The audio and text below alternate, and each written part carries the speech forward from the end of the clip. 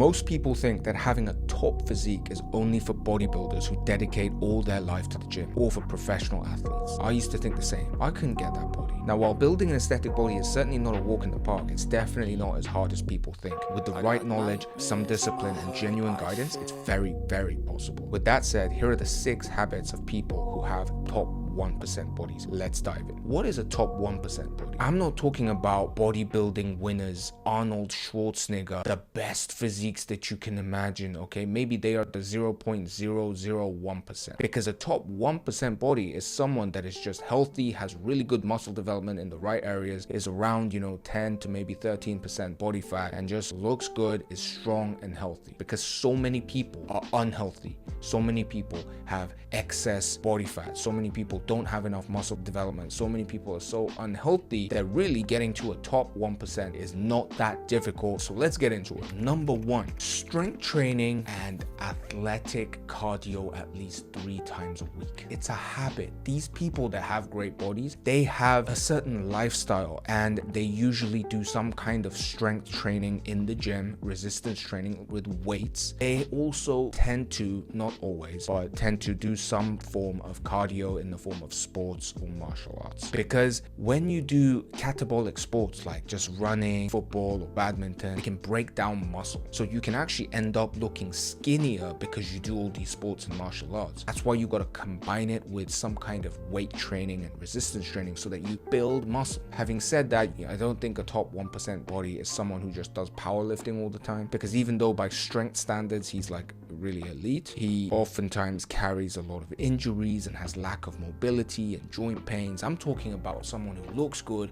but also feels healthy, moves well, is flexible. Next, they have a healthy protein and low carb ratio in their diet. What do I mean? Healthy proteins. We're not talking about, oh, let me get some protein, so let me get a triple XL double cheeseburger, double bacon cheese, because it's just protein, right? Cheese has protein, bacon has protein, the patties have protein. Like, all of that leads up to just unhealthy processed chemicals in your body, and surely that cannot make up a healthy top 1% body. So these people that have really nice bodies, that effortlessly maintain a great body, they eat healthy. They eat healthy proteins from lean meats, fresh fish, lentils, nuts, tofu, whatever it is that is your preferred source of protein. They have a high ratio of protein and a lower ratio of carbs, because that's what allows them to stay lean enough that they look good. Now, I love carbs. I love carbs more than just about anyone watching this. I'll have double carb, triple carb, trust me. I mean, I'm Korean. I love carbs. I still have a lot of carbs. But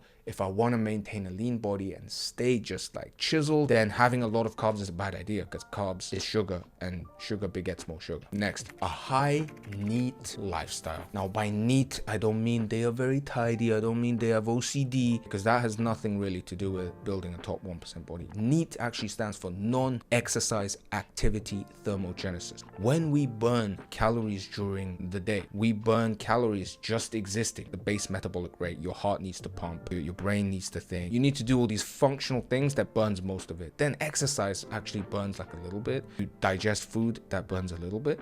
And then there's a chunk which is bigger than exercise, the non-exercise activity. That's like all the fidgeting. Like me, as I record this, I'm like shifting about, like doing all this kind of stuff. Like all these little micro movements, all this kind of just general movement. This is your NEAT. Think of it as non-intentional exercise. That's how I like to think about NEAT. These people usually are quite active people. They'll be up for like, oh yeah, round of badminton, like, oh yeah, let's go. They'll like walk. They'll be like, all right, yeah, I'll go get something. They're quite busy and quite active, and this means that even without the intentional training in the gym, they just generally have a healthy level of caloric burn, which allows them to stay in a caloric deficit or a caloric maintenance, which allows them to get leaner or maintain a lean body throughout the year. Next, self-awareness and tracking. Now, I was watching this thing, like this silly YouTube video of a Korean K-pop singer. She was really pretty, and she was talking about her weight loss control. Now, I by no means want to say that the K-pop health culture is healthy in any way, because it's very drastic in many cases, I think. But something she said actually I really liked, which is she just knows exactly what weight she is by how her pants feel on her belly. And once it gets to a certain stage, she just realizes it and just dials back. And I was was like, that's what I do. It's like I'm so in tune now with my own body that I can almost guess before I walk on the scale, like almost sometimes to the decimal point, how much I will weigh. It's just the feeling and the look of it. I have a way of dialing back and forth. Maybe I'm getting too lean, I want to eat more.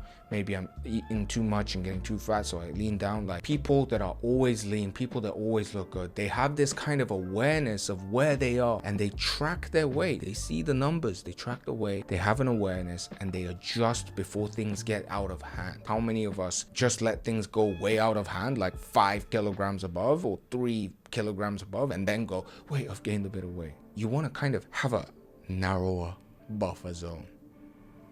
Next, good boundaries. One of the main reasons people fall off their diet or just mess up, can never get lean or can never gain weight, is boundaries. You have trouble saying no. You have trouble saying no when your family has this dinner. It's like, hey, come on, it's family time, it's festive time, just eat. What is this diet thing? Come on, live a little. And you're like, yeah, you're right, you eat a bit. Your friends are like, man, what are you talking about? Just have a drink, enjoy your life. What is this? Why are you trying to get a six-pack? No one cares. Just come on, man. Just, okay, you drink. You get pushed around, molded by your surroundings. You have trouble saying no because you're a nice guy. Your boundaries are wishy-washy, which means your skin, your mouth, which is the boundary between the external world and your internal world, is also wishy-washy, which means you get molded by the surroundings and you're not a defined entity. So your muscles also are not defined. Next, final one, the body forms an important part of the person's identity and lifestyle. I could not leave this out, this idea of lifestyle and identity and priorities.